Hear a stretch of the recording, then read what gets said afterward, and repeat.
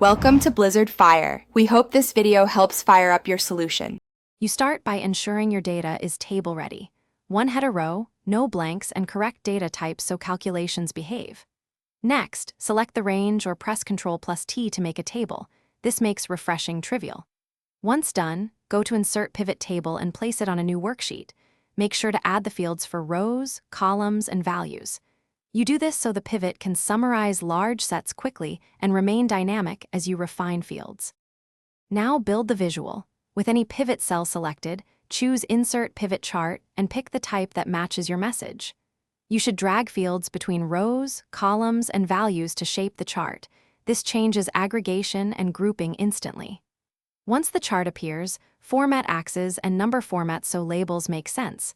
Apply a combo chart if you need separate scales. You do this because visual clarity prevents misinterpretation and lets your audience grasp trends at a glance.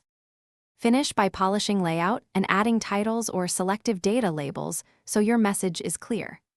Make sure to refresh the pivot when source data changes. Use Refresh All or enable Refresh on Open, because the chart reads from the pivot cache. If numbers look wrong, inspect field settings for some verses count, check that the table range includes new rows, and clear any hidden filters or slicers. This troubleshooting step prevents silent errors. Thanks for watching. If you found this helpful, don't forget to like and subscribe.